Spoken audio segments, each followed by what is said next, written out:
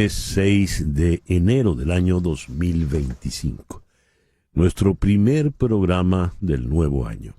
Así que hay que arrancar, hay que comenzar deseándoles a todas y a todos los que nos escuchan lo mejor de lo mejor para este año 2025. Y lo estamos arrancando en el día 6 de enero, el día de la Epifanía del Señor. Una fecha por demás importante, el día en que llegan los Reyes Magos. Pues bien, ya hablaremos de todo eso y de muchas otras cosas. Por lo pronto, en este momento a las 9:01 usted está sintonizando en conexión por Éxito 107.1 FM, la emisora del sur de Miami, territorio Éxitos. Usted también nos puede escuchar en su teléfono celular si descarga la aplicación Actualidad Media Group. Esta aplicación usted la puede descargar de manera gratuita. Y si usted entra en www.exito107.com, además de escucharnos, nos puede ver. Y aquí es donde recibo el saludo del amigo Abelino Freitas desde Lisboa. Hugo Boscán desde Játiva, allá en España. Henry Moreno en Atlanta. Mimoni Ani Amran, con fe y esperanza en nuestra Venezuela. César Rojas en Davie, Florida. José de Villa en Maracaibo, con ilusión, esperanza de que en cualquier momento amanecemos libres. Jesús Aguiar desde Arequipa en el Perú. Elizabeth Araujo, los queremos muchísimo y les deseamos lo mejor a esta familia hermosa desde Barcelona en España. Muchísimas gracias, Elizabeth. Doña María Alicia Cifontes, reportándose puntualmente al comienzo del año. Rosmary Martínez, dice ella, a ver, se me saltó. A ver, Rosmary, feliz año de la libertad, desde South Miami.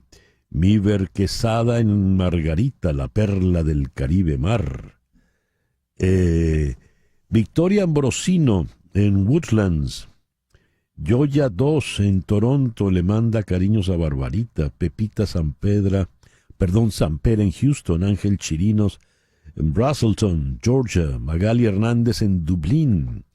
Foster Rodríguez en Orlando. María Mercedes Velázquez.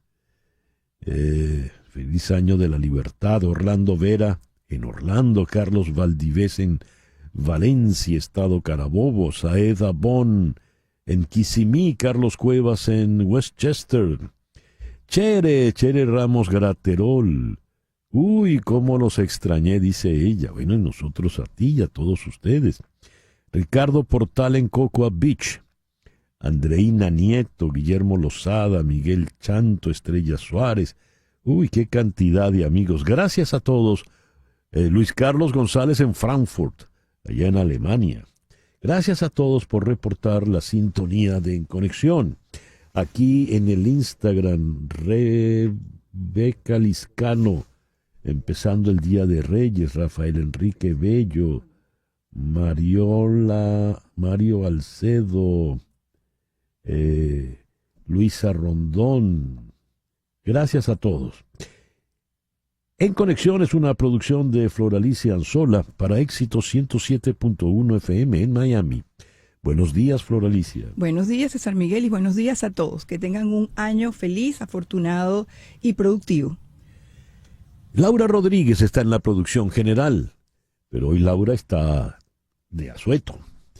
En Madrid, Mariel Sofía Rodríguez en la producción informativa.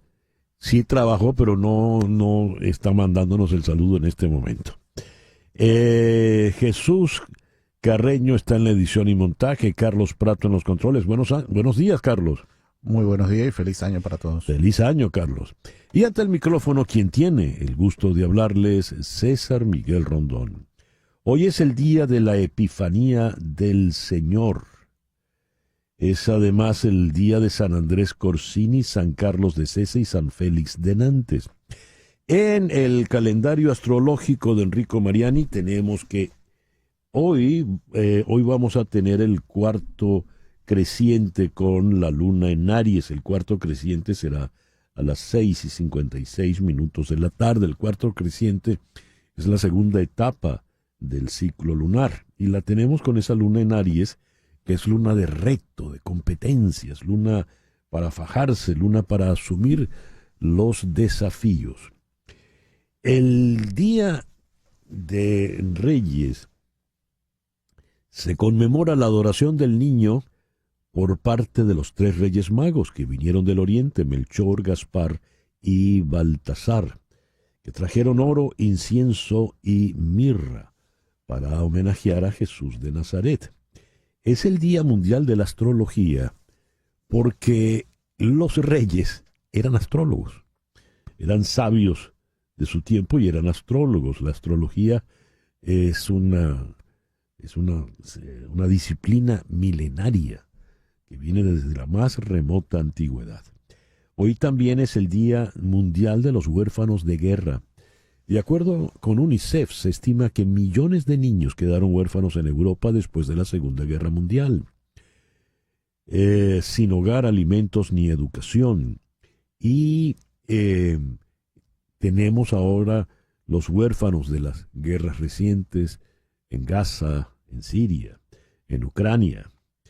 Es el Día también nacional del deporte en Venezuela.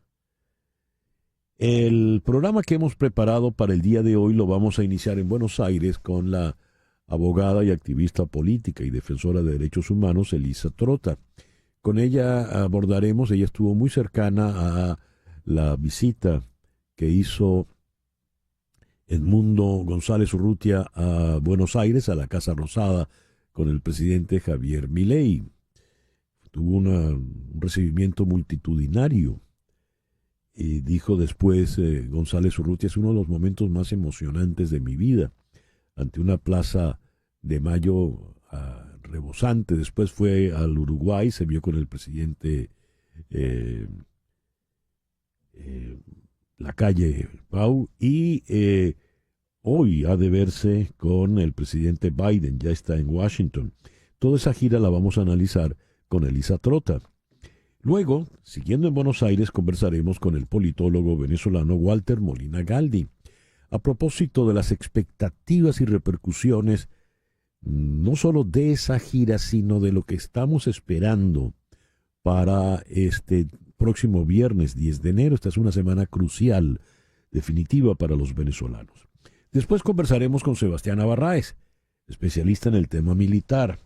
Con ella vamos a analizar el mensaje a los militares por parte de María Corina Machado, más el mensaje frontal directo que les envió ayer Edmundo González Urrutia, hablándoles ya en su rol de futuro comandante en jefe de las Fuerzas Armadas Bolivarianas.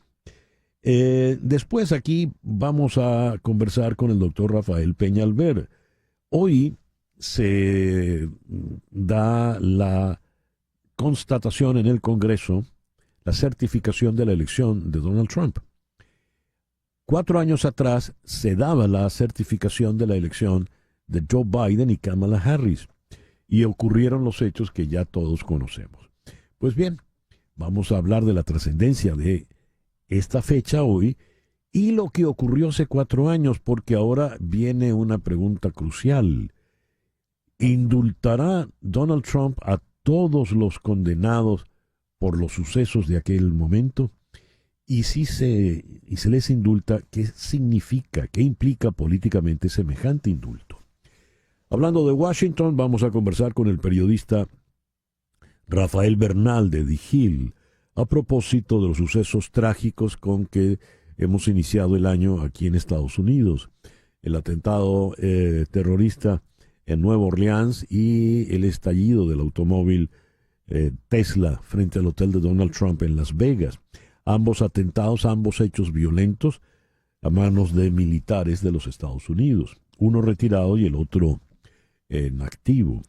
Y cerraremos en Los Ángeles con la crítica de cine Mireia Vilanova. Con ella vamos a analizar la 82ª entrega de los premios Globos de Oro que ocurrió en el día de ayer. El foro de hoy, pues siendo el primer foro del año, comenzamos siempre el año cargados de expectativas. Pues bien, ¿qué son las expectativas? ¿Y qué pasa cuando no se cumplen? A lo mejor no se cumplen porque no sabemos enunciarlas, no sabemos plantearlas. Y si no se cumplen, ¿qué hacemos con la frustración que eso va a dejar? Allí vamos a contar con la doctora Edith Shiro, psicóloga clínica, muy destacada psicóloga clínica aquí en Miami, y también aquí en Miami con el doctor Héctor Vizcarrondo, destacado médico psiquiatra. Ese es el programa que hemos preparado para el día de hoy, 6 de enero del año 2025. El 6 de enero de 1412 nació Juana de Arco. En Orleans, después se le llamaría la doncella de Orleans, una joven campesina que jugó un papel fundamental en la Guerra de los 100 años. Luego fue considerada también santa por la Iglesia Católica. El 6 de enero de 1535 se funda la ciudad de Lima por Francisco Pizarro. El 6 de enero de 1914 se funda Merrill Lynch. Ese mismo día, ese mismo año, Henry Ford reduce a hora y media el tiempo de montaje del automóvil T, el T-Ford, y se instaura una jornada de 8 horas en sus fábricas. El Ford modelo T fue el primer automóvil que se produjo en cadena, en línea. El 6 de enero de 1945, las tropas soviéticas en el terreno en Polonia abren el campo de concentración de Auschwitz, liberando a más de 5.000 prisioneros. El 6 de enero de 1964 nació el gran Rafael Vidal, un campeón olímpico de natación venezolano, que falleciera trágicamente arrollado en el año 2005, allá en Caracas. Otra noticia vinculada al deporte: el 6 de enero de 1973, Urbano Lugo, el padre, lanzó el primer no-hit no-run en la Liga de Béisbol Profesional de Venezuela. Fue contra los Tiburones de La Guaira, 6-0. El 6 de enero del 2014, Mónica Spear, una gran actriz venezolana oriunda de Maracaibo, estado Zulia, fue asaltada y asesinada junto a su marido en el estado Carabobo.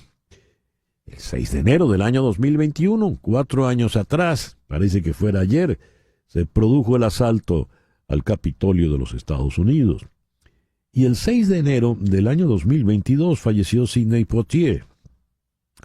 El gran actor, en 1963 fue el primer actor afroamericano en ganar el premio Oscar por su interpretación en Los Lirios del Valle. El 6 de enero de 1937 nació el gran Ramón Orlando Baloy, Cuco Baloy. El 6 de enero de 1940 nació Van McCoy. El 6 de enero de 1962, Elvis Presley obtuvo su tercer álbum en el puesto número 1 con Blue Hawaii. El editorial con César Miguel Rondón. Las fotografías que llegan de los alrededores del Palacio del Capitolio en la ciudad de Washington evidencian una tormenta invernal. Eso está lleno de nieve por todas partes. 4 años atrás, las inmediaciones de ese mismo edificio evidenciaban otro tipo de tormenta, una tormenta humana. Una multitud enfurecida se agolpaba a las puertas del Palacio Federal, el Capitolio, el Congreso de los Estados Unidos, donde se iba a producir la certificación del resultado electoral que otorgaba la victoria a la dupla del presidente Joe Biden y la vicepresidenta Kamala Harris. Sabemos lo que ocurrió. Es un hecho que ha dejado una cicatriz muy honda que tarda en restañar en el espíritu político de esta nación. Hoy el diario The Washington Post titula en grande: el destino de cerca de 1.600 acusados del 6 de enero depende de la voluntad del señor Donald Trump. Hay una lógica política en esto. Si Donald Trump, se dice, les incitó a actuar y ellos actuaron en consecuencia, pues entonces el responsable ulterior sería el propio señor Trump. Y se vería entonces, si, según esa lógica política, que no jurídica, obligado a indultarlos. A todas estas, el presidente Joe Biden, en un artículo de opinión publicado en el mismo Washington Post en el día de ayer, escribía: deberíamos comprometernos a recordar el 6 de enero de 2021 todos los años, recordarlo como un día en el que nuestra democracia se puso a prueba y prevaleció. Recordar que la democracia, incluso en los Estados Unidos, nunca está garantizada. Nunca debemos olvidar que es nuestra democracia la que hace que todo sea posible. Nuestras libertades, nuestros derechos, nuestros sueños, y que corresponde a cada generación de estadounidenses defenderla y protegerla. El presidente, más adelante, escribe: insurrectos violentos atacaron el Capitolio aquel 6 de enero. Amenazaron la vida de funcionarios electos y agredieron a valientes agentes de la ley. Deberíamos estar orgullosos de que nuestra democracia haya resistido este asalto, y deberíamos estar contentos de no volver a ver un ataque tan vergonzoso en este año. Pero no debemos olvidar, debemos recordar la sabiduría del adagio de que cualquier nación que olvida su pasado está condenada a repetirlo. No podemos aceptar que se repita lo que ocurrió hace 4 años. Cita textual para este artículo que publicó ayer The Washington Post con la firma del presidente Joe Biden. No hay, como decía al principio, riesgo de ninguna tormenta que produzca un tumulto de ciudadanos enardecidos, porque hoy van a certificarse la victoria electoral de Donald Trump. Y lo curioso, porque para algo son las instituciones, es que quien lo va a certificar en su rol de vicepresidenta es la señora Kamala Harris. Recordemos, hace 4 años, un Donald Trump enardecido le reclamaba a su vicepresidente Mike Pence que no certificase la victoria de Joe Biden. Pues bien, en tanto vicepresidenta, hoy Kamala Harris va a certificar la victoria de Donald Trump, que implicó paradojas crueles de la vida democrática, su propia derrota electoral. No olvidemos, pues, el 6 de enero del 2021. Son las 9:20 de la mañana. Una pequeña pausa y ya regresamos con las noticias más importantes de este 6 de enero de 2025. Y a las 9:24 vamos con las noticias más importantes de este 6 de enero.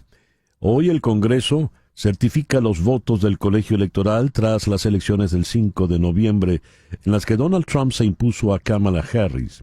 Un acontecimiento que por primera vez en la historia moderna se ha calificado como de seguridad especial para evitar lo que sucedió hace 4 años.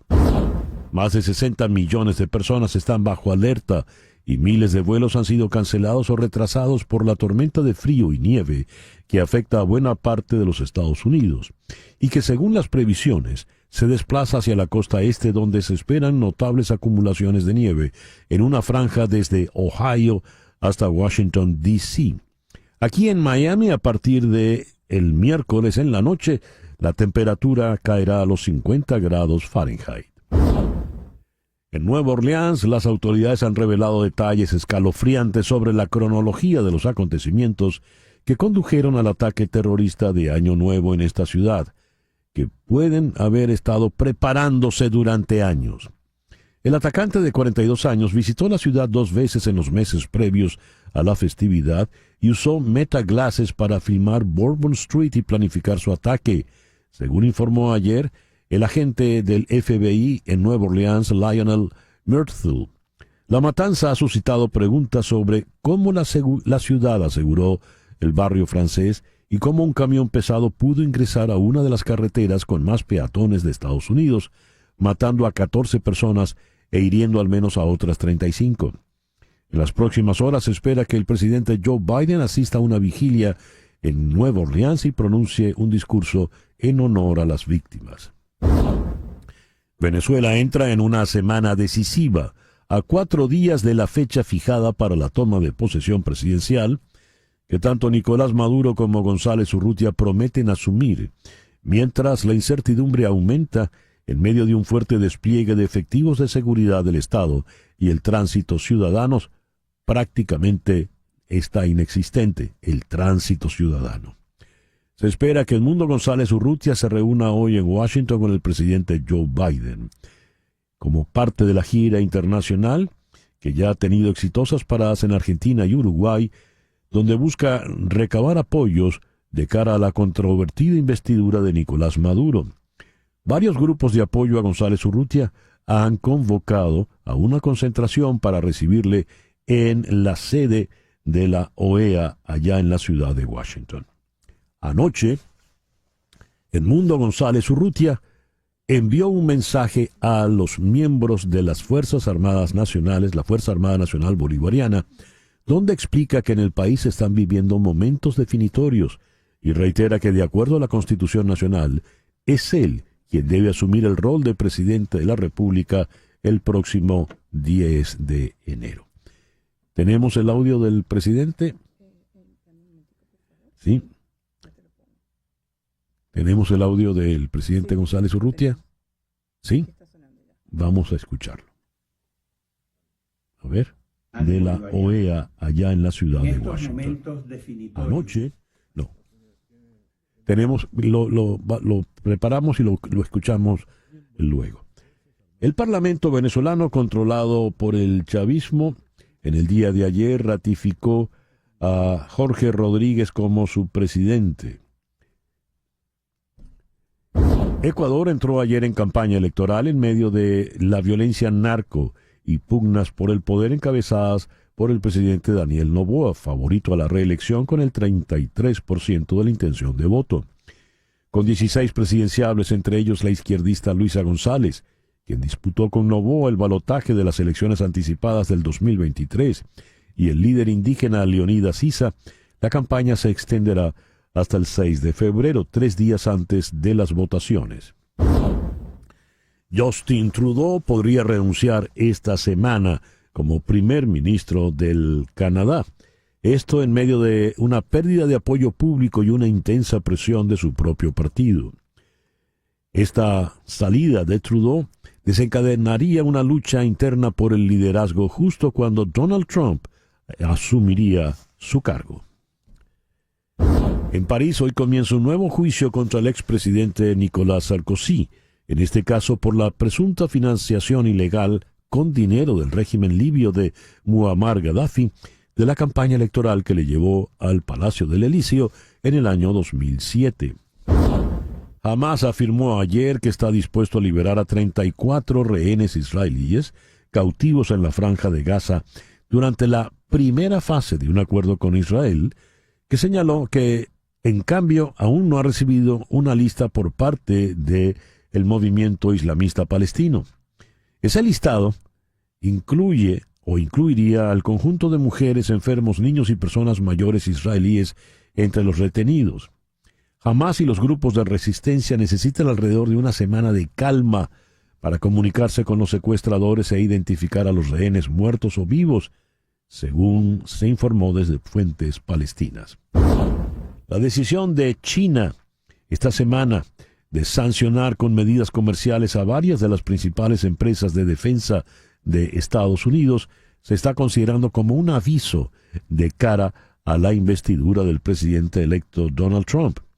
La medida dirigida a los contratistas de defensa Raytheon, Boeing, General Dynamics y Lockheed Martin aumenta las tensiones entre Estados Unidos y China de cara al segundo mandato de Donald Trump, aunque los expertos dicen que es poco probable que afecte en gran medida los resultados.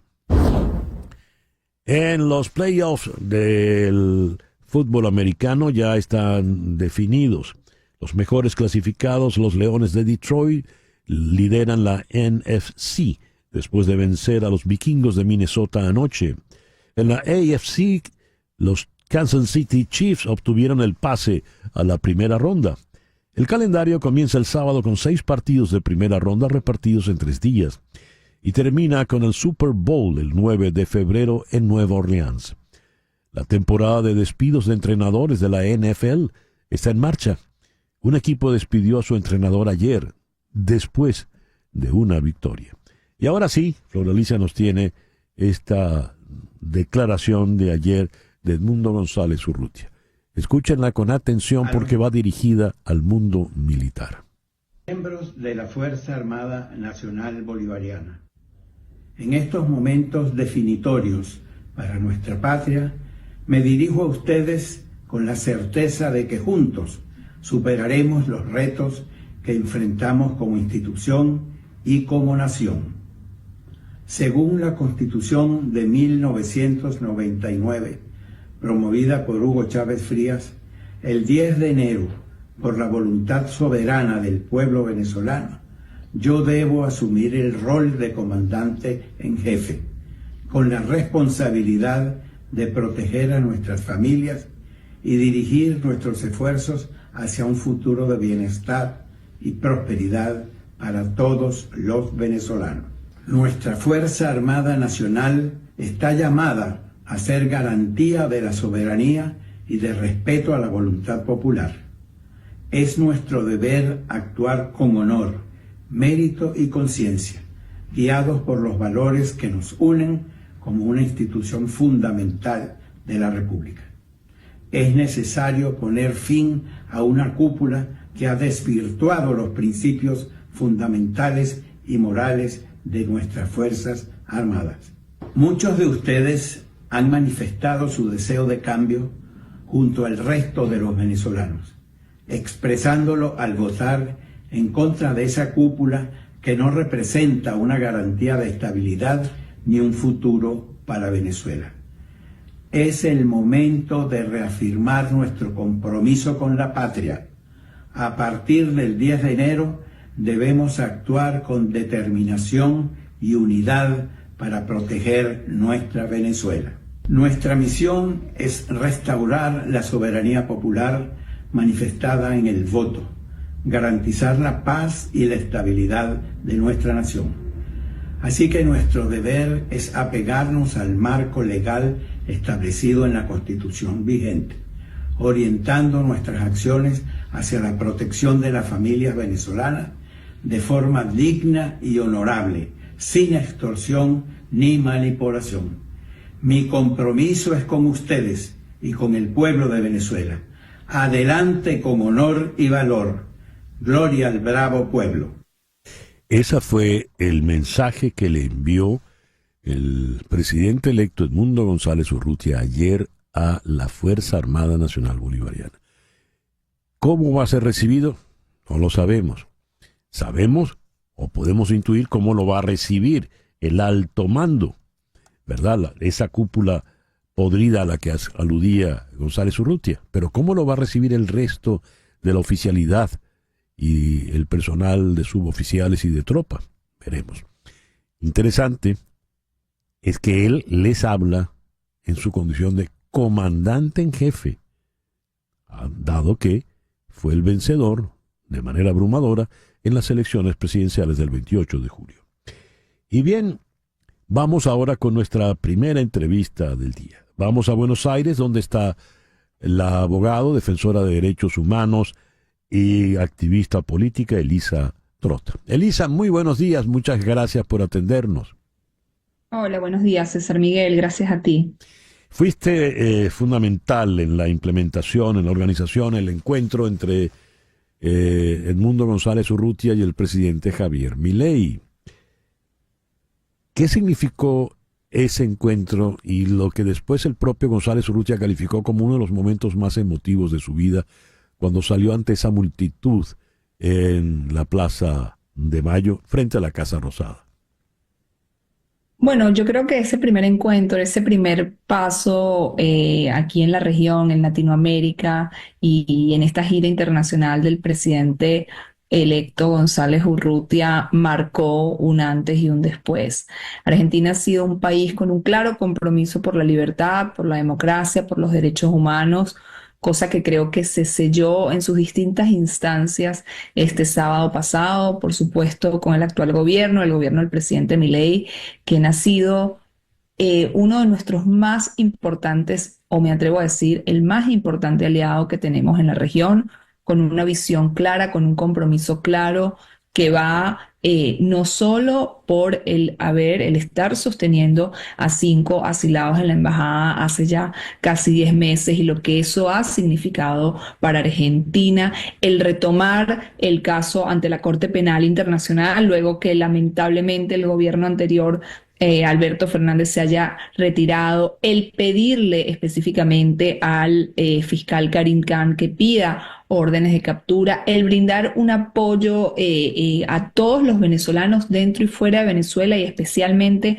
a los que están aquí en Argentina. Pero yo creo que trasciende, por supuesto, ese llamado, esa imagen que vimos de todos los venezolanos y argentinos y demócratas, porque al final la invitación fue a que todos vinieran a saludar la libertad de Venezuela, esa imagen histórica, memorable para todos los que estuvimos ahí, yo creo que en general a todos los que lo vimos, tiene que ver con esa solidaridad, ese compromiso argentino que tantas veces hemos sentido, trata de alguna manera de devolver todo lo que hizo Venezuela por los argentinos en la época más oscura de este país, en la época de la dictadura.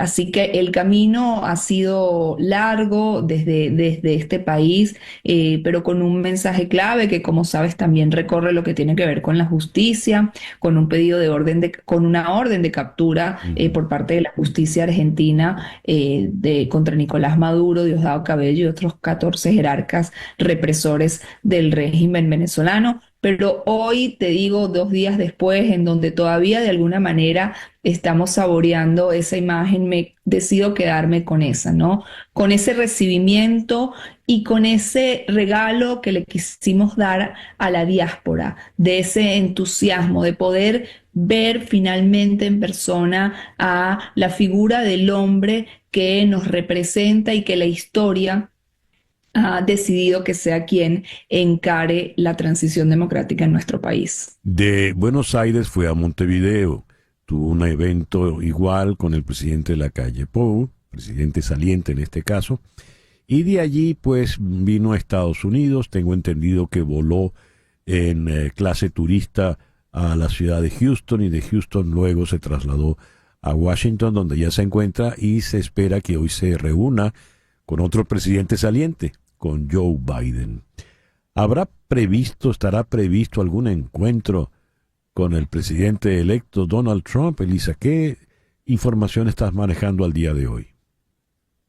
Yo espero que sí, César Miguel. Bueno, esto ha sido una agenda muy propia de estos escenarios, ¿no? De poco tiempo de preparación, entendiendo lo que significan las visitas de Estado en países con instituciones fuertes, en países democráticos, y en ese sentido creo que tenemos que destacar la apertura que han tenido todos los que lo han recibido hasta ahora y todos los que lo recibirán, porque no es fácil coordinar la agenda de los jefes de Estado, de las cancillerías, estas visitas que tienen tanto protocolo de seguridad y tanta expectativa. Yo espero que sí, yo estoy segura que la visita a Estados Unidos va a ser también una visita histórica en donde creo que a lo largo del tiempo ha habido un claro apoyo bipartidista por los demócratas y los republicanos a la causa de la lucha venezolana por la libertad.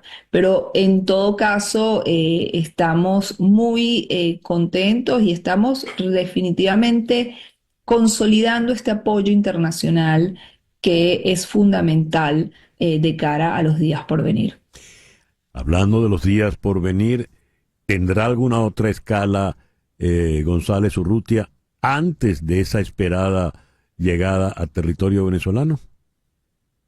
Entiendo que él mismo manifestó que seguramente este periplo incluya también Panamá. No tengo confirmación. Nuevamente son situaciones cambiantes y además lo vivimos aquí en primera persona en los últimos días, en donde todo va cambiando de acuerdo a la coyuntura y bueno, a las posibilidades reales, pero entiendo que esa es una posibilidad. En todo caso, yo aspiro a que lo reciban muchas más personalidades de la comunidad internacional, pero ya yo doy por esta gira como un gran éxito. Hay que ver lo que significa, César Miguel. Primero, el reconocimiento al presidente González Urrutia de tomar un vuelo transatlántico y al día siguiente trasladarse a 2 países, más a tener reuniones con 2 presidentes, con la emoción que significa encontrarse con la diáspora,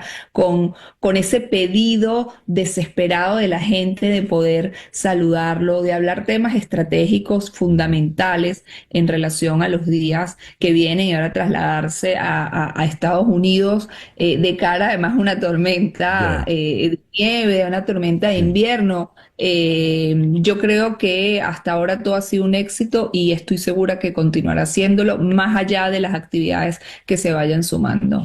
Elisa, muchas gracias por atendernos.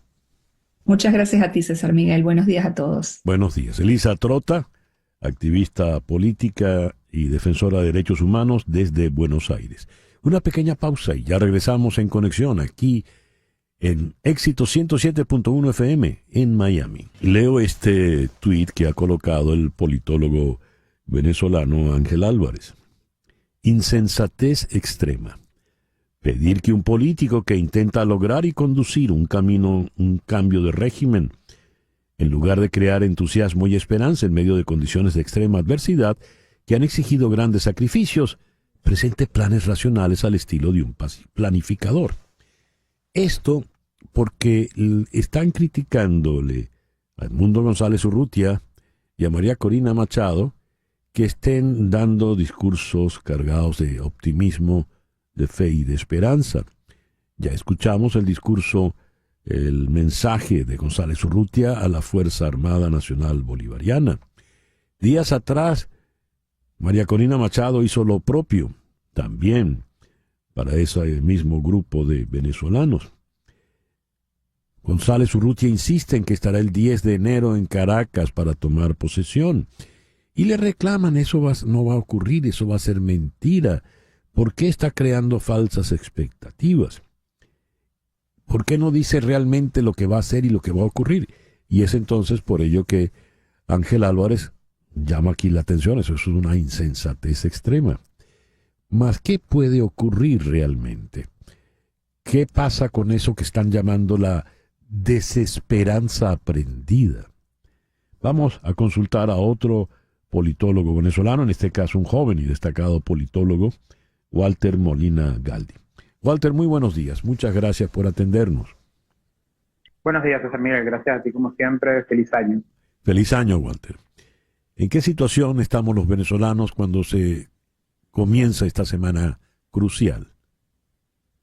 Bueno, estamos obviamente con unas expectativas muy altas, estamos con un nerviosismo muy alto, pero en efecto estamos también con una esperanza muy alta, ¿no? Y acá siguiendo con lo que ponía el tuit del profesor y colega Ángel Álvarez, que está muy filoso en los últimos tiempos realmente, yo creo que muchas de estas personas, que son pocos, realmente son pocos, hacen ruido, pero son pocos, que hoy tratan de vender una desesperanza, bueno, son los que en algún punto dijeron que el pueblo venezolano no quería libertad, sino una jaula más grande, y se equivocaron. Son los que dijeron que la primaria no se iba a poder dar, y se equivocaron. Son los que dijeron que no iba a haber una organización el 28 de julio, y se equivocaron. Y bueno, y ahora pareciera que están caminando hacia una equivocación también. ¿Por qué? Porque aquí no hay una venta de ilusiones. Aquí todo el mundo sabe perfectamente lo que estamos enfrentando, que es la barbarie, que es una tiranía criminal, que ha asesinado, que tortura, que desaparece, que se ha robado todo durante 25 años, pero precisamente por ello es que debemos lograr un cambio. Sabemos también lo que ocurrió el 28 de julio, cuando elegimos masivamente a Edmundo González Urrutia como presidente electo, y sabemos, y yo creo que eso es parte de acá, tenemos una confianza importante en María Corina Machado, quien lidera este proceso. Todo parte de la confianza, que hoy la gente, a pesar del terrorismo de Estado, quiera salir, quiera seguir intentando lograr el cambio, es precisamente porque hay una confianza en el liderazgo, un liderazgo que evidentemente también, siguiendo lo que decía el profesor Álvarez, bueno, no puede decir todo lo que va a hacer, ¿no? Sería realmente estratégicamente tonto decir todo lo que va a hacer. Ahora, Walter, a propósito de eso, el proceso que ha llevado adelante, liderado María Corina Machado, desde antes de las primarias del año 23, que da, como tú dices, ha dado frutos. Cada nueva iniciativa ha culminado con éxito. Pareciera que todo fue fríamente calculado. Dada esa experiencia, entonces más de uno dice, bueno, lo que vendrá a ocurrir ahora, el 10 de enero, también tiene que estar fríamente calculado. Otros piensan que no es así. Me gustaría oír tu opinión al respecto. Mira, yo hace unas semanas ponía que en efecto no sabemos qué es lo que va a ocurrir el 10 de enero o antes del 10 de enero, no sabemos cómo va a entrar al país Edmundo González o si va a lograrlo, no sabemos dónde está María Corina Machado, pero es exactamente así como debe ser, no debemos saberlo nosotros. Yo sí creo que hay un cálculo de todo esto que está ocurriendo, por eso María Corina Machado horas antes llama a la manifestación el 9 de enero y después Edmundo González, que va a ser el comandante jefe de las Fuerzas Armadas, llama horas después a un mensaje a la Fuerza Armada Nacional y creo que sí ha habido toda una consecución de hechos en este sentido y está bastante organizado, está bastante pensado. Tal cual ocurrió con las actas, ¿no? Ninguno de nosotros sabía que se iba a montar una web 24 horas después de la elección y se iba a mostrar al mundo una victoria contundente. Ahora, aquí hay una cosa clara y los mismos mensajes de María Corina y Edmundo apuntan a ello.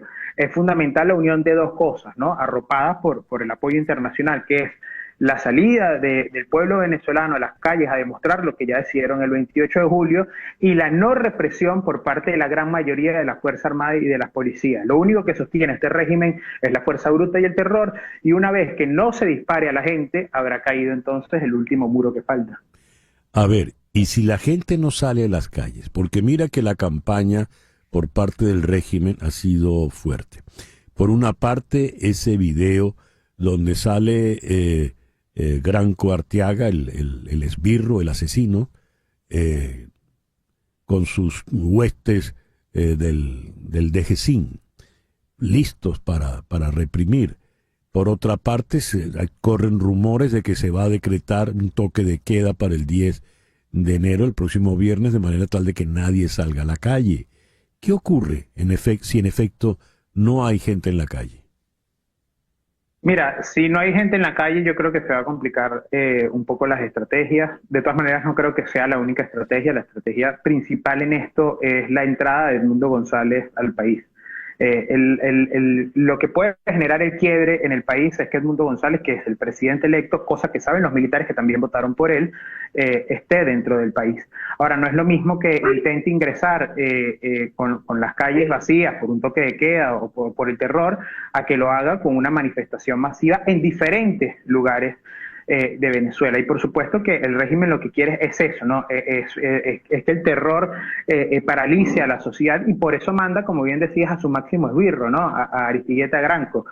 Ahora habría que ver si los militares quieren seguir las órdenes de alguien como él, ¿no? De alguien que es un torturador en el sentido estricto de la palabra. Cuando se analiza psicológicamente lo que es el chavismo, tiene que haber un punto y aparte para lo que ha sido este personaje.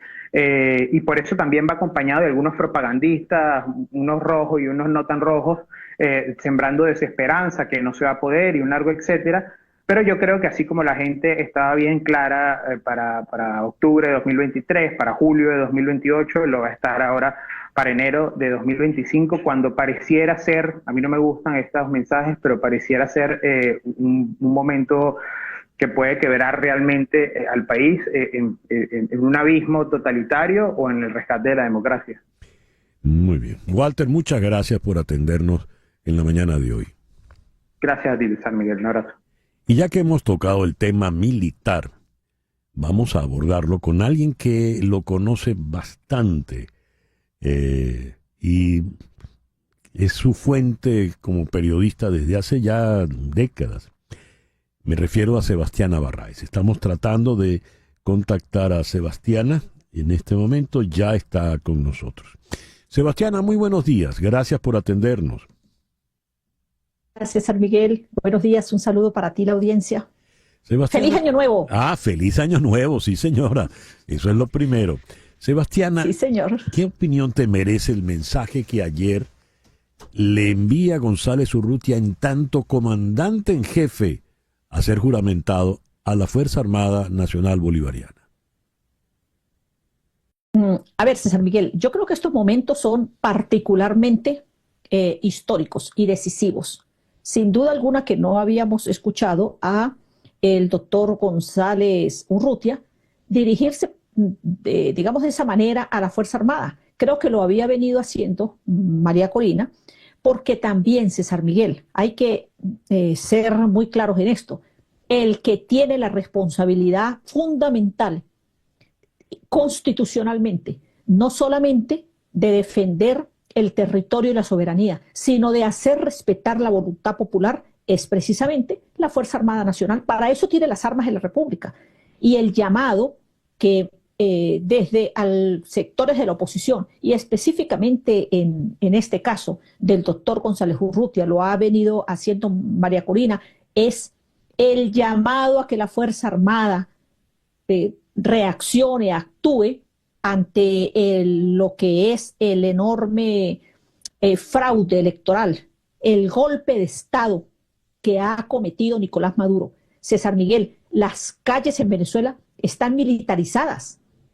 Han sacado a toda la Fuerza Armada, todo lo que pueden de la Fuerza Armada, que han trasladado desde el interior del país hasta Caracas, en un acto sin duda de miedo, de amenaza, de sembrar terror, mientras en el interior del país, como no hay casi Fuerza Armada, pues están utilizando a los mal llamados colectivos, que realmente son grupos de choque. Entonces creo demasiado bien y pertinente el llamado que hace el doctor González Urrutia a la institución castrense. Hablando de los colectivos, has escrito que el 2 de enero Valentín Santana de La Piedrita convocó a todos los colectivos para ponerse de acuerdo en la defensa de Nicolás Maduro el 10 de enero. Pero le fallaron los colectivos. ¿Qué está pasando allí? Bueno, César Miguel, que la revolución la está abandonando todo aquel que no tiene ninguna razón para seguir en ello, para seguir, digamos, para ser parte de no solamente del fraude, sino de la violación de derechos humanos, de los crímenes de lesa humanidad que ha cometido el régimen de Nicolás Maduro. Entonces, ¿qué pasa? Es obvio que una persona como Valentín Santana, dirigente del colectivo La Piedrita, que no tiene opción, que no tiene para dónde ir, él es como Diosdado, como Maduro, como Jorge Rodríguez, pues él pretenda que el resto de los colectivos se sumen a la defensa de la ilegal juramentación de Nicolás Maduro. Pues bueno, los colectivos le han dicho que no. Y es tan evidente que ese video que publicamos se ve a un pequeño grupo, porque además Santana tuvo que recurrir a gente de la comunidad donde funciona La Piedrita para hacer bulto, para que se viese allí mayor gente, y a pesar de eso es un grupo muy pequeño, minúsculo, porque solo asistieron 3 colectivos de las decenas que hay en Caracas. Sebastiana, me gustaría tu opinión sobre ese video donde aparece este esbirro Gran Arteaga juramentando a unos contingentes de la DGCIN. La DGCIN era, tengo entendido, un órgano de inteligencia, y ahora parece ser que son fuerzas de choque, 1.000 y tantos, 1.600 armados, esbirros para reprimir el 10 de enero. Por favor.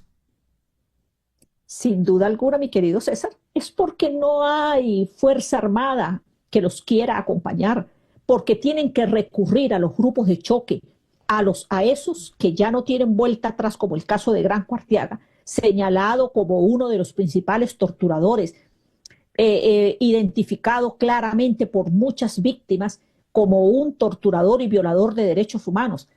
Aquí, César Miguel, el problema es que ese grupo de los radicales, pues ese es el que aparece con, tú sabes, arriando al grupo que tiene, a sus subalternos, para utilizarlos en funciones que, como exactamente tú dices, no le corresponden a la Dirección General de Contrainteligencia Militar, porque su función y su compromiso era precisamente tener, digamos, la vigilancia, el orden, la investigación sobre aquellos militares que cometían algunos actos fuera de la ley. Esto no, ahora han convertido a la DGCIN en un grupo también de malandros y de colectivos para que salgan a las calles a crear miedo y zozobra. Una última pregunta, Sebastiana. Toda la apuesta para el éxito de la democracia el 10 de enero está en la Fuerza Armada, en los militares y en los policías, que son los que pueden llevar adelante la represión. Esa apuesta, confiar en ellos, es exceso de ingenuidad, es una postura suicida. ¿Cómo la calificarías? Bueno, yo creo que ambos sectores, tanto la oposición como el régimen venezolano, está apostando a la Fuerza Armada. Pero mire, César, la gran mayoría de los integrantes de la institución castrense no quieren seguir en esta situación, no reconocen a Nicolás Maduro como su comandante en jefe. Y el mejor ejemplo de eso, César, no solamente fue la gente que votó el 28 de julio por Edmundo González Urrutia. No es casual que González Urrutia haya ganado, o mejor dicho, que Nicolás Maduro haya perdido en todas las mesas de donde estaban concentrados los militares, y además por un número más alto que la media nacional. Es porque sencillamente, si alguien está convencido, ya no más Nicolás Maduro, es precisamente en la Fuerza Armada. Y me voy a permitir decir una cosa porque ya sé que me vas a correr. Mira, César. No te voy a correr.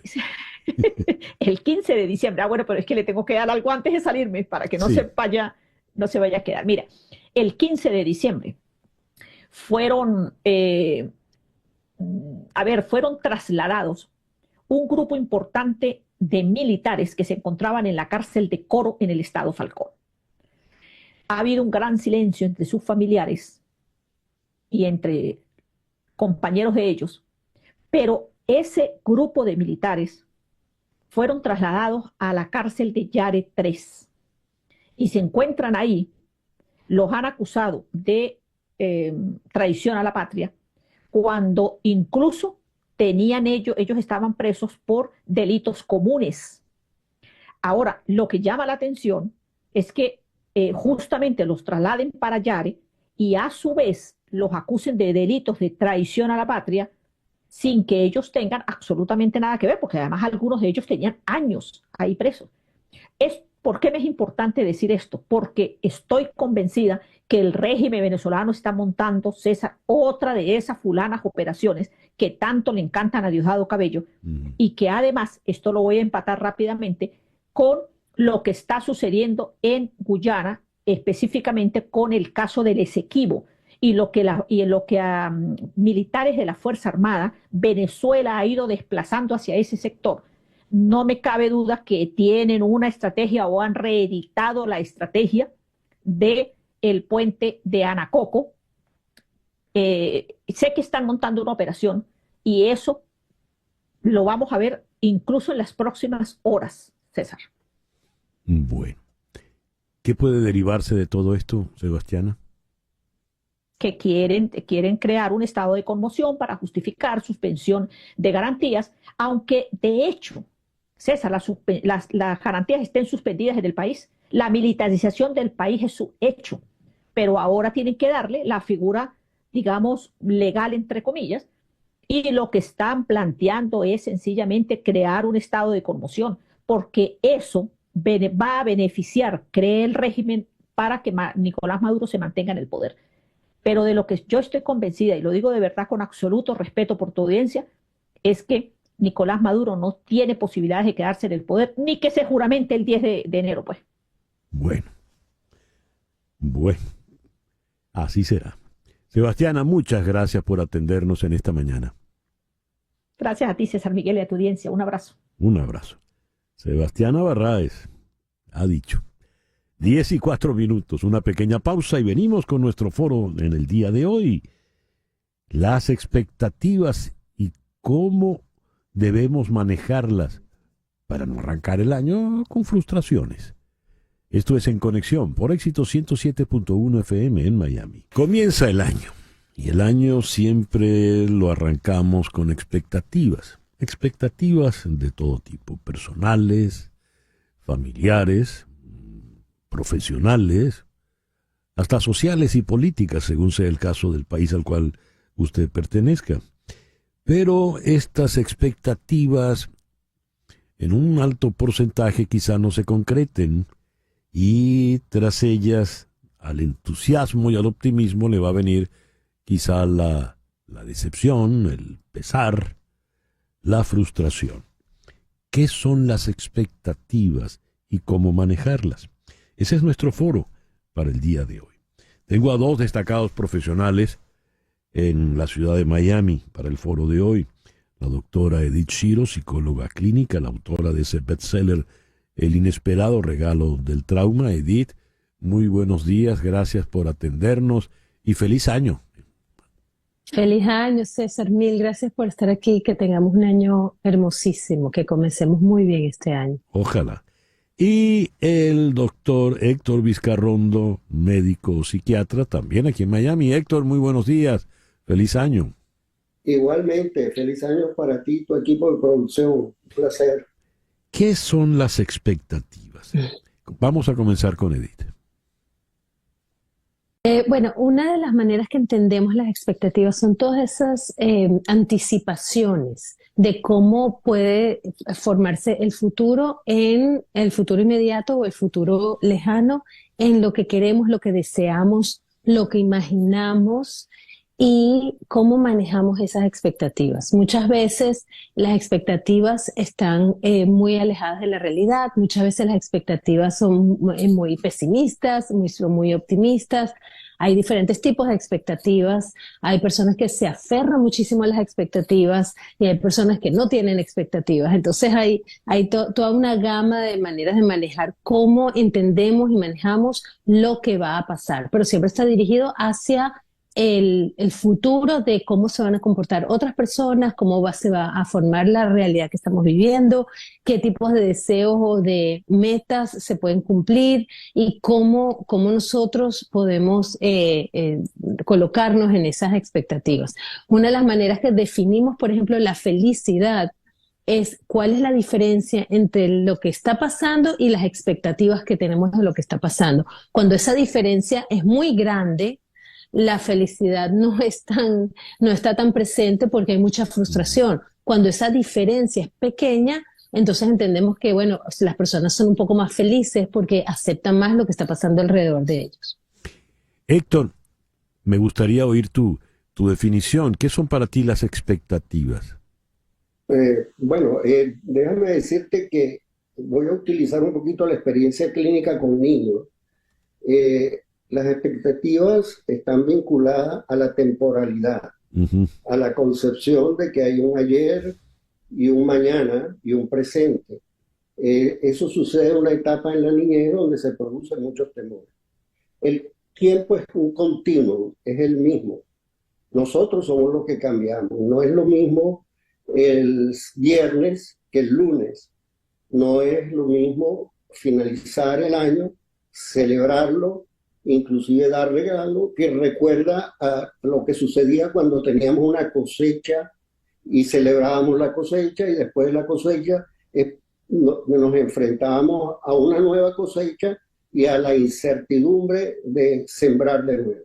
Entonces, esa concepción tiene que ser combatida con confianza, la concepción, los temores. O sea, y esa confianza se genera no conceptualmente, sino emocionalmente en los primeros meses de la vida de un ser humano. Es una confianza básica, basic trust. Es una confianza que se da y eso se liga, se combina con el concepto de seguridad y de confianza. Y esa es la herramienta con la que podemos enfrentar la incertidumbre. Hay otras herramientas, o sea, la perfección es utilizar el pensamiento en su máxima expresión y calcular todas las cosas, pero nunca se pueden calcular y siempre hay un elemento aleatorio, entonces baja las estadísticas, lo que fuera, pero la perfección es un enemigo porque nunca se va a lograr. Hay otras personas que tienen una actitud paranoide, que no hay confianza y entonces le cuesta mucho trabajo enfrentar la vida. La confianza y el proyecto de vida está dibujado muy bonito en la imagen de un Dios poderoso, todopoderoso, que divide el tiempo y que además divide las diferentes actuaciones que va a tomar en etapas. Y eso es una actitud positiva, o sea, caer es un acto inevitable en la vida. Además de inevitable, te da la capacidad de reparar, le hace volverse a parar y te da la sensación de que fue un aprendizaje, que no es una frustración, que es simplemente una etapa más del proceso de la vida. Yo creo que ahí era más o menos mi visión. Edith, mencionaste que las expectativas en algunos casos son sumamente pesimistas y en otros son muy, muy optimistas. Entiendo, si vas a lo bajo o vas a lo más alto, es probable que tu capacidad de errar sea muy alta. ¿Cómo debemos manejar las expectativas, Edith? Hay un concepto que creo que es un poco más equilibrado, que es el concepto del optimismo cauteloso, ¿no? Donde podemos evaluar cuáles son las evidencias y cuáles son las experiencias anteriores para poder entender qué es lo que va a pasar en el futuro. Yo sí creo que las expectativas tienen más que ver con el futuro que con el pasado, porque es siempre una proyección hacia lo que va a pasar, hacia lo que va a pasar conmigo, qué va a pasar con los demás, qué va a pasar con el mundo, qué va a pasar.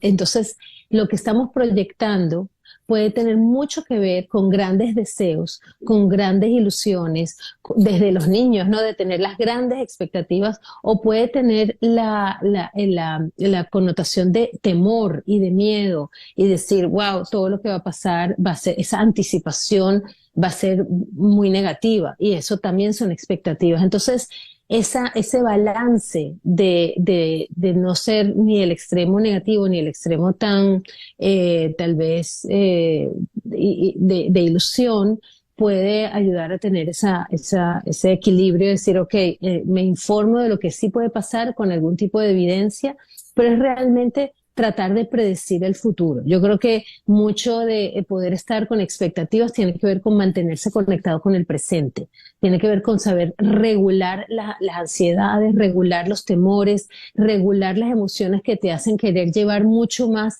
a ese optimismo o mucho a ese pesimismo, ¿no? ¿Cómo estamos midiendo eso? A ver, tengo expectativas, no quiero poner ningún ejemplo puntual, pero las expectativas no se cumplen. Me viene la frustración. ¿Cómo manejo eso? De por qué no se cumplieron mis expectativas. ¿Fue culpa mía por no saberlas plantear? ¿Fue culpa de las circunstancias? ¿Fue culpa del tercero que siempre es responsable en algunos casos? ¿Cómo se maneja eso, Héctor? Bueno, es inevitable de que las expectativas son azarosas, decía anteriormente. O sea, va a haber cosas en cualquier expectativa novedosa, o sea, algo inesperado. pero ese algo inesperado puede ser una suerte en el camino.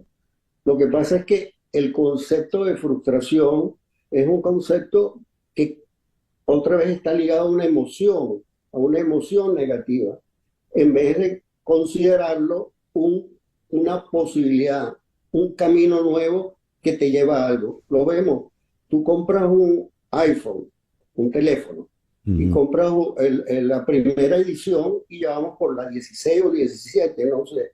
¿Se equivocaron 16 veces o aprovecharon los nuevos conocimientos como una forma de encontrar un producto mejor cada vez? Igual pasa. Lo que pasa es que en la educación occidental el error es castigado en la máquina de producción educacional. En la línea de producción educacional, el individuo que falla lo ven como un error y no es así. No está preparado en ese momento, habrá otra oportunidad. No solamente eso, lo sacan de la línea de producción y lo raspan y lo colocan fuera de la sociedad. Y eso tiene una serie de implicaciones. Es una sociedad occidental fundamentada en el pensamiento y en las abstracciones, no en la realidad de lo que vivimos y lo que somos y de la transformación, es decir, del concepto de transformación. O sea, no hay frustración, hay transformación. Depende de que haya self-confidence, autoconfianza, que tú sientas que sí puedes hacerlo. ¿Y tú qué opinas, Edith? Por favor. Sí, me encanta ese concepto de reparar que estás diciendo, Héctor, y me encanta esa idea de poder reconocer cuáles son esas frustraciones, porque invariablemente, César, sabes que cuando tenemos expectativas sobre los demás, sobre un país, sobre una condición, sobre nosotros mismos, no necesariamente van a suceder así. Eso es parte de la condición humana, ¿verdad? Muchas veces en las relaciones de pareja, de familia, con los hijos, con los padres, tenemos estas expectativas y no se cumplen. Y entonces ahí es donde vienen las peleas, las rabias, las frustraciones, el miedo tal vez de por tener expectativas con temor.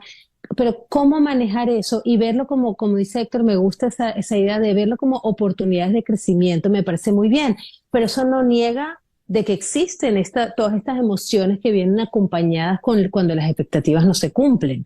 Entonces, yo creo que una de las cosas de poder aprender de esto es cómo ajustar las expectativas a lo que estamos aprendiendo y a lo que estamos viviendo. La experiencia vivida te ayuda a ajustar tus expectativas a que no sean ni demasiado infladas ni demasiado reducidas, ¿verdad? Entonces, ahí yo creo que más vale, como dice, más vale el diablo por viejo que por diablo. ¿Por qué? Porque la cantidad de veces que te caes y te vuelves a parar, la cantidad de veces que te frustras y te vuelves a plantear las expectativas, te ayuda a tener ese ajuste un poco más de cómo manejar la realidad, de cómo manejar las relaciones, de cómo manejar cómo estás planteando tus proyecciones hacia el futuro.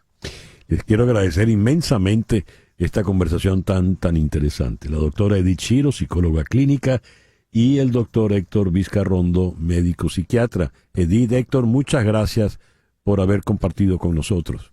Gracias, César. Gracias. Saludos y cariños. Bien, el reloj indica 10:20 de la mañana. Una pequeña pausa y ya regresamos. ¿Qué va a ocurrir hoy en el Congreso de Estados Unidos? Aparte de la nevada allá arriba en Washington. De eso al regreso en Conexión. Le dedicamos a este tema nuestro comentario editorial a comienzos del programa, en horas atrás. La certificación de la elección presidencial de Donald Trump y J.D. Vance por parte del Congreso. Responsabilidad que le tocará a la señora Kamala Harris, en tanto vicepresidenta. Una tarea, si se quiere, ingrata, pero sí son las paradojas del juego político. 4 años atrás, el vicepresidente era Mike Pence. Y a él le había ordenado el entonces presidente Donald Trump que no certificase el triunfo de Joe Biden y Kamala Harris. 4 años después, ¿qué es lo que tenemos? ¿Qué va a ocurrir, por ejemplo, con esas 1.580 personas acusadas a nivel federal por los disturbios de aquel 6 de enero del 2021? Si son indultados como ya lo ha anunciado Donald Trump. ¿Qué implica eso, política y jurídicamente hablando, en Estados Unidos? Vamos a consultar estos temas con una voz por demás autorizada, la del doctor Rafael Peñalver. Rafael, muy buenos días. Muchísimas gracias por atendernos y de entrada, los mejores deseos de todo el equipo para ti y los tuyos en este nuevo año. Muchas gracias, César Miguel. Un gusto comenzar el año con ustedes, de verdad. Y en un día histórico, porque como bien dices, hace 4 años, pues parecía que el mundo de la democracia norteamericana estaba llegando a un fin. Nunca olvidaré aquellas escenas de aquella muchedumbre atacando a los policías que protegían el Capitolio, rompiendo las barreras, entrando al Capitolio y hasta llegando a sentarse en la silla de la que era la presidenta de la Cámara de Representantes en aquel momento.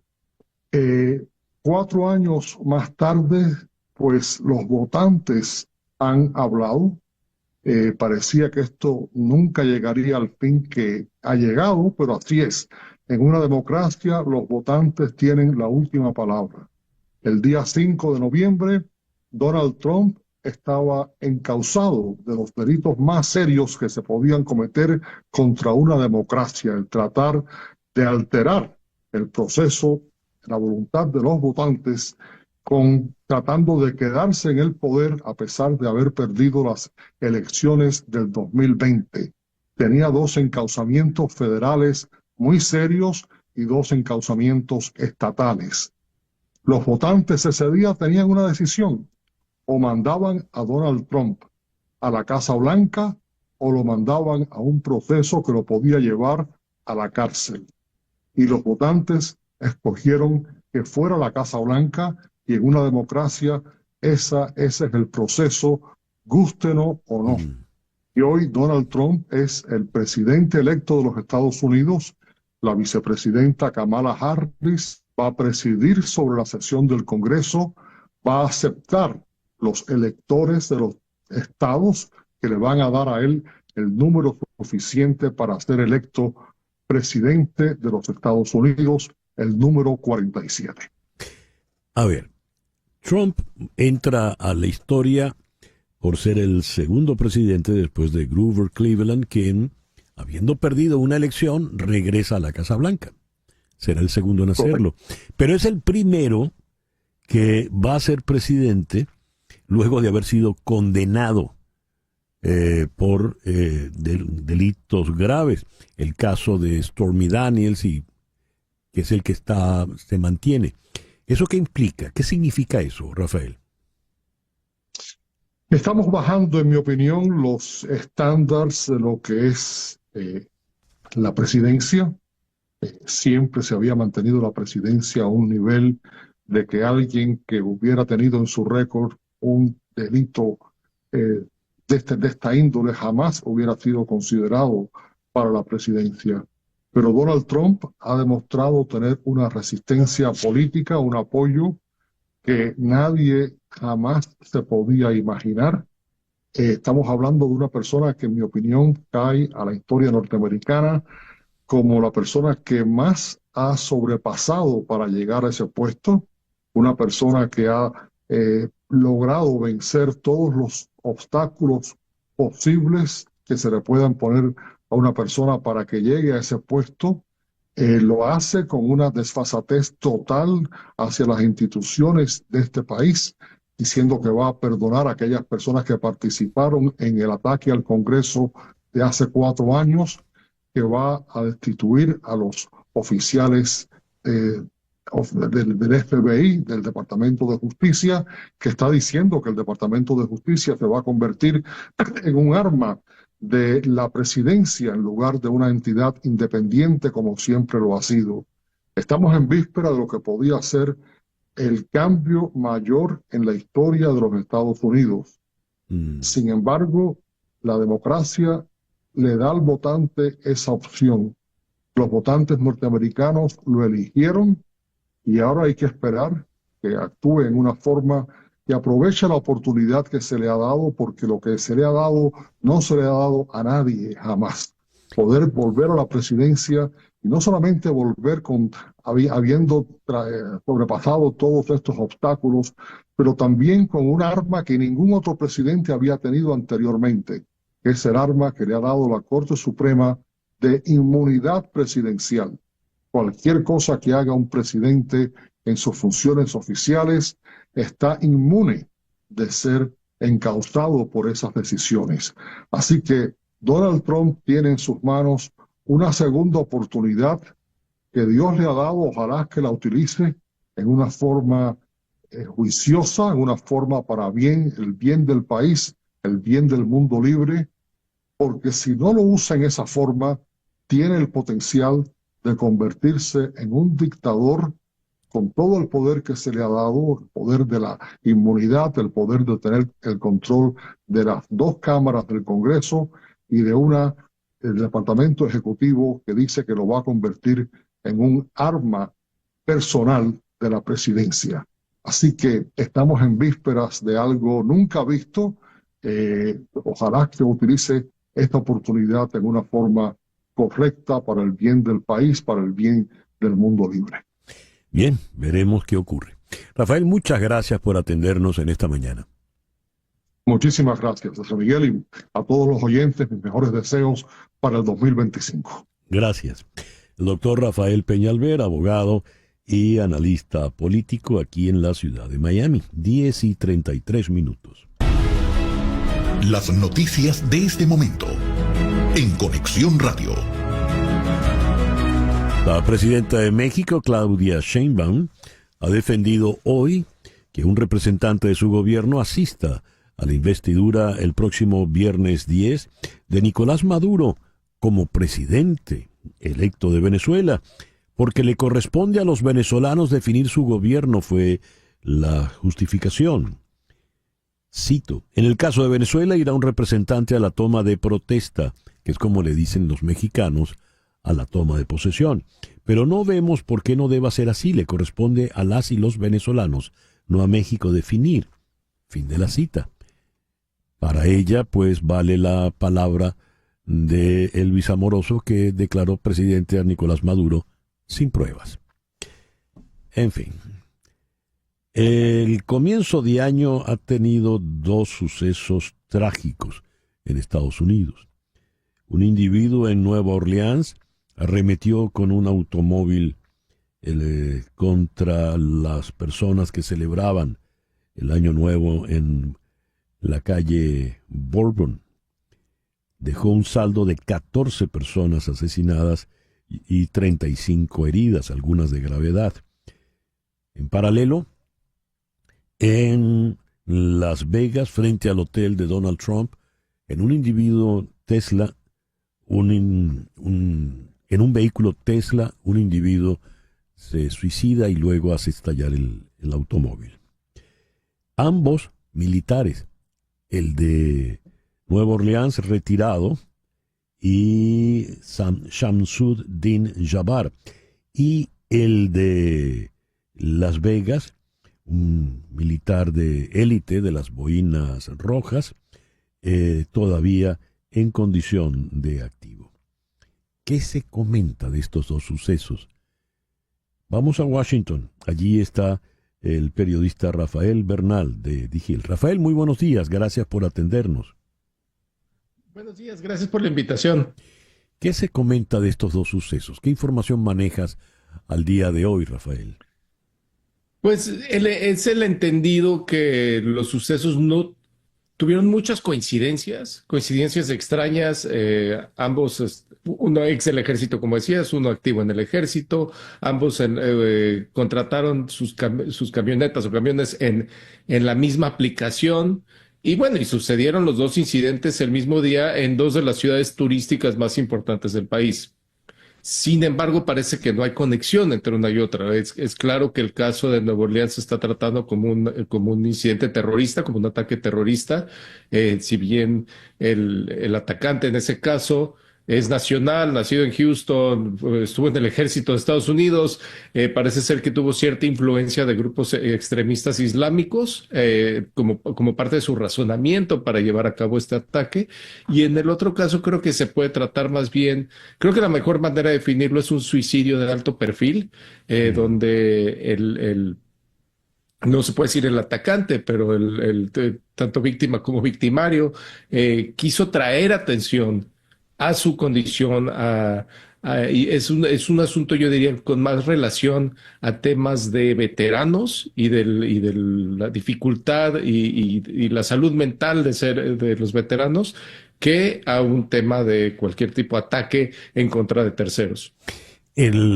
Uno podría pensar, bueno, si se alquila un automóvil Tesla de Elon Musk y lo hace estallar y se suicida frente al hotel de Donald Trump, a lo mejor sería un ataque a estas dos personas, pero no, parece, según cuentan, era un fanático, un seguidor de Donald Trump, y ha dicho algo así como que estaba arrepentido de haber matado tanta gente. ¿Qué sabes, Rafael?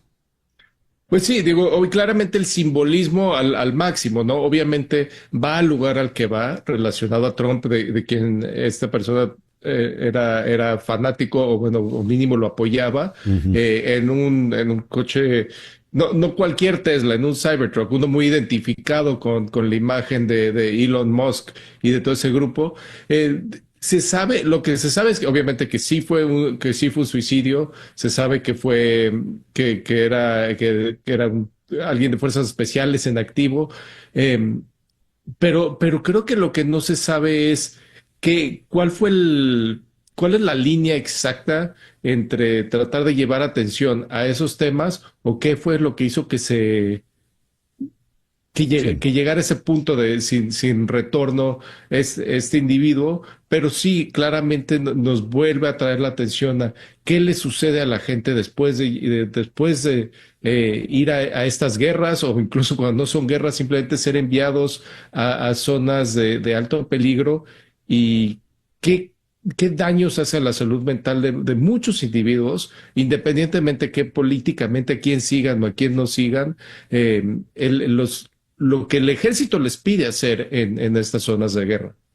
Y en el caso de Nueva Orleans, se ha insistido, o leí, que este atacante no actuó solo.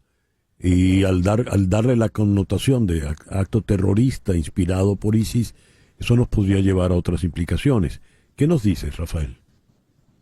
Bueno, se está investigando obviamente si actuó solo o no. Aparentemente había cierta relación a artefactos explosivos que, por suerte, obviamente no explotaron. Los daños que causó fue con el camión con el que embistió a la gente, creo que en la calle turística más popular del país. Sí. Realmente un incidente terrible. Pero lo que pasó aquí políticamente, que inmediatamente Trump y varios de sus allegados trataron de hacer una liga entre este incidente y la migración y la frontera, no tuvo mucha atracción, simplemente porque le faltó credibilidad, porque otra vez es alguien que nació en Houston, que rentó su camión en Houston, se lo trajo acá, y recordar siempre, creo que la estadística más importante relacionada al terrorismo y la frontera es que en el último medio siglo han habido exactamente cero muertes de personas en los Estados Unidos debidas a un ataque terrorista perpetrado por alguien que cruzó la frontera ilegalmente o que entró al país ilegalmente incluso. Obviamente el ataque terrorista más consecuente de la historia de Estados Unidos fue los ataques del 9/11. Sí fue cometido por extranjeros, pero todos ellos en el país legalmente en ese momento con visas. Ya. Rafael, muchas gracias por atendernos en la mañana de hoy. Gracias por la invitación. Rafael Bernal de The Hill nos habló desde Washington. Hacemos una pequeña pausa y al regreso nos ocupamos de los Globos de Oro que fueron otorgados en el día de ayer. Esto es En Conexión por Éxito 107.1 FM en Miami. Esta noche a las 9 es Goy con Goicé de la Súa desde Madrid. Y a las 10 el show de George Harris. Todo esto por TVV Network. A las 9 es Goy y a las 10 el show de George Harris. TVV Network. 82ª edición de los premios Globos de Oro, que ya no son de la Asociación de Críticos Extranjeros en Estados Unidos, sino forman parte de una compañía, la compañía de Clark. Pero los premios tienen su peso y su valor. ¿Qué nos dicen estos premios que son el arranque de la temporada de premios que va a culminar con los Oscars? Vamos hasta la ciudad de Los Ángeles, ¿cuál otra? ¿Dónde está Mireia Vilanova, escritora, productora, guionista y crítica de cine, miembro de BAFTA? Mireia, muy buenos días. Muchas gracias por atendernos en esta mañana. Buenos días. Mireia, mi primera pregunta, una vez que los Globos de Oro ya no son de los críticos de cine, la Asociación de Críticos Extranjeros, ¿quién vota ahora por los Globos de Oro? Siguen votando los críticos los periodistas de la crítica extranjera en Hollywood, son unas 300 personas. Ahora básicamente la diferencia es que antes los Globos de Oro pertenecían a la HFPA, la Hollywood Foreign Press Association, que era una non-profit, y ahora pues simplemente los premios per se son propiedad de Clark Productions, entonces pasan a ser parte de una empresa privada. Pero a nivel de los votantes siguen siendo los 300 y pico miembros de la crítica extranjera. Muy bien, vamos ahora a los premios como tal. ¿Qué impresión te merecen? Y la primera sugerencia que tenemos siempre es, caramba, ¿fueron justos, fueron injustos, fueron acertados o de qué desacierto? ¿Cuál es tu primera impresión, Mireia? Mi primera impresión es que a mí personalmente me gustaron mucho. Creo que quedaron bastante bien repartidos y que a la vez establecen unas ciertas películas que van por delante de las demás, pero la carrera aún está muy abierta y eso está bien porque al final aún nos quedan 2 meses por delante de premios. Está bien que haya un poco de emoción, está bien que haya un poco de incógnita para saber realmente quién va a ganar el resto de la temporada. Muy bien. Mejor película musical o comedia, Emilia Pérez por encima de Anora, que venía de ganar el Festival de Cannes, por encima de Substance y de A Real Pain. ¿Qué nos dices de este premio? Para mí, a ver, César, es que tú no lo sabes, pero yo en realidad soy la fan más grande de Emilia Pérez que existe en el mundo. Soy yo, no porque lo diga yo, porque lo dice Carla Sofía Gascón, la protagonista de la película. Entonces, para mí, no tengo, I have no notes. Para mí fue un premio merecidísimo. Sí que es cierto que yo pensaba y estaba muy convencida de que iba a ganar Anora, que de hecho se fue totalmente de vacío de los Globos de Oro, aunque tenía creo que 6 nominaciones o 5 nominaciones. Se fue absolutamente de vacío. Eso me extrañó muchísimo. Pero realmente los 4 Globos de Oro para Emilia Pérez, yo no tengo ningún tipo de queja ni ningún tipo de reproche. ¿Y por qué se va, como dices, de vacío Anora? Una película que levantó tanto, bueno, tanto que ganó la Palma de Oro y su protagonista pues estaba muy bien, muy altamente cotizada. Yo creo que al final lo que es importante recordar de los Globos de Oro es que a nivel de otros premios en el que el cuerpo de votantes son miles de personas, aquí simplemente son 300 periodistas. Entonces, muchas veces el criterio de los Globos de Oro no acaba del todo encajando con el criterio del resto de la carrera de los premios. Entonces, yo creo que es básicamente una cosa así, que es una película que igual ha conectado con otros votantes en otros tipos de premios, simplemente no ha conectado con los votantes específicos de los Globos de Oro. Pero sí que fue para mí la grandísima sorpresa. Para mí, Anora realmente es la grandísima perdedora de la noche, porque es una película que iba posicionada en primera posición, en el que Mikey Madison, su protagonista, es la actriz que más premios ha ganado esta temporada de premios. Sí. Así que sí, realmente fue una sorpresa muy grande. Bien, la película ganadora en drama, The Brutalist, por encima de el biopic de Bob Dylan, Complete Unknown, Cónclave, Dune, Nickel Boys y September 5. Aquí también eres la fanática número 1 de The Brutalist. No, la he visto, me parece una película muy interesante. No, pero es que César, con Emilia Pérez la he visto 13 veces. No. Entonces, nunca más voy a volver a ver una película tantas veces en mi vida. Para The Brutalist es una película que realmente es una película importante y es una película que se tiene que ver. Y yo creo que precisamente es la película que más bien posicionada sale de los Globos de Oro específicamente y específicamente en la carrera a la mejor película. Porque yo creo que hasta ahora había un poco de incógnita en si iba a ser The Brutalist, si iba a ser Anora. Anora, perdiendo en su categoría de comedia, realmente aplana mucho el camino a The Brutalist para el resto de la temporada de premios. Y lo mismo para Brady Corbett, que al final la categoría de director era una categoría que estaba muy abierta aún. Yo creo que Brady Corbett sale muy reforzado de cara al resto de los premios. Por The Brutalist, el mejor actor, Adrien Brody, por encima de Ralph Fiennes, Sebastian Stan, Daniel Craig, Timothy Chalamet. ¿Va camino a otra gran temporada el señor Brody? Yo creo que sí. Yo creo que ahora mismo el premio It's His to Lose, creo que ahora mismo lo tiene muy de cara.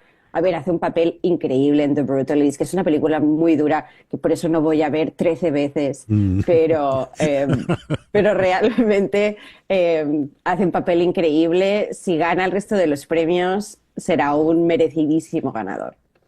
A ver, en el caso de la actriz va la brasileña Fernanda Torres, I'm Still Here, por encima de Angelina Jolie, que hace el papel de Calas en María, Nicole Kidman en Baby Girl con un papel muy, muy arriesgado y comprometedor, Tilda Swinton de Room Next Door, la de Almodóvar, y Kate Winslet. ¿Qué nos dices? Yo creo que fue una sorpresa muy grande, pero fue una sorpresa muy grata porque Fernanda Torres realmente es una reina y es una diosa de la actuación. Entonces, bien por ella, yo creo que eso le da más puntos de cara a las nominaciones a los Oscar. El problema que tenemos este año en las categorías femeninas en los Oscar es que hay muchísimas actuaciones que podrían estar nominadas y al final solo hay 5 puestos. Entonces yo creo que sale reforzada de cara a conseguir esa nominación. En cuanto a las otras actrices, yo creo que el grandísimo problema que está teniendo Angelina Jolie con el biopic de María Callas es que nadie está viendo la película, entonces es un poco difícil que voten por ti si nadie está interesado realmente en ver la película. ¿Y por qué eso, Mireia? ¿Por qué no ha tenido éxito de taquilla? Bueno, primero de todo no ha tenido éxito en taquilla porque es una película de Netflix, entonces hacen su distribución estratégica que necesitan para calificar para los premios, pero más allá de eso a Netflix no le interesa que vayas a ver la película al cine, quiere que la veas en casa. Creo que no es realmente la película con el target de la película es específicamente el target que está en Netflix mirando este tipo de películas en su casa. Y luego también creo que ya estamos en la tercera película de Pablo Larraín sobre grandes mujeres de la historia, porque ya hizo la película de Jackie, luego hizo la película de Spencer y ahora es la película de María. Y yo creo que la gente ya sabe un poco lo que esperarse, ya no hay tanto el factor sorpresa. La gente, al menos yo cuando lo hablo con mis compañeros aquí en Los Ángeles, nadie está súper entusiasmado y al final es muy difícil ganar si no tienes a gente que realmente esté a muerte, como diríamos en España, con tu película. Bien, la mejor actriz en el caso de la comedia no fue Carla Sofía Gascón, que supongo sería tu favorita, sino Demi Moore. Pero lo más importante es que quedó por fuera Mickey Madison, la de Anora. ¿Qué nos dices? Para mí esa sí que fue absolutamente la sorpresa más grande de toda la noche, porque claro, para mí, obviamente yo estaba apoyando a Carla Sofía Gascón, pero más allá de ella también había obviamente la performance de Mikey Madison, que yo pensaba realmente que iba a ganar. Luego también estaba Cynthia Erivo por Wicked, que hace un papel increíble y canta y baila y actúa. Entonces, realmente me pareció una sorpresa muy grande. Yo creo que a ver, You're the Substance no es una película para mí. A mí aquí el cine, el body horror, que es así un poco escabroso, un poco grotesco, no es necesariamente el tipo de películas que yo disfruto. Pero en todo caso, y por eso también me quedé muy sorprendida teniendo esta competencia tan fuerte en la categoría de comedia y también con este tipo de película.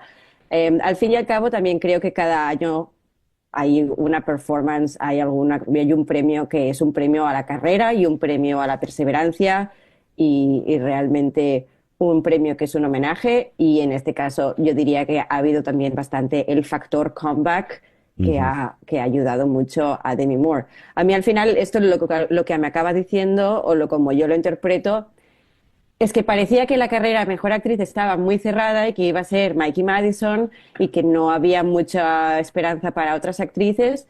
Esto nos demuestra realmente que la carrera aún está abierta y que puede ganar cualquiera de ellas. El tiempo se nos viene encima y no hemos hablado de los premios de televisión, así que te agradezco un comentario al respecto, Mireia. Por supuesto. Shogun ya demostró, pues después de unos Emmys increíbles, demostró que también ha tenido muchas piernas para los Golden Globes. Entonces me pareció increíble. Hack se llevó el premio a Mejor Comedia y a Mejor Actriz, lo cual también agradezco muchísimo porque es mi serie favorita de la televisión ahora mismo.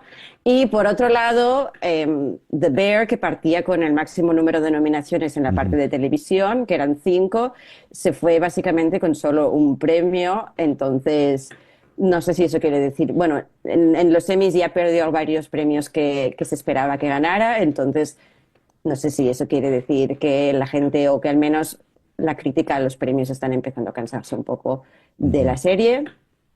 Ya veremos. Y luego también, obviamente, en mi caso para España, pues la única nominación española que había de la noche, que era para Javier Bardem, no ganó, pero eso yo creo que ya era bastante de esperar. Ajá. Mireia, muchas gracias por habernos acompañado en la mañana de hoy, y ahora es que estaremos llamándote porque, como dijiste, apenas está comenzando esta temporada de premios en cine y televisión, ¿no? Cuando quieras, yo aquí siempre encantada de hablar contigo, César. Muchas gracias, Mireia. Saludos. Buenos días. Mireia Vilanova es una reputada crítica de cine allá en Los Ángeles, es miembro de BAFTA, la Asociación de Críticos Británicos, y es también guionista. 10:57.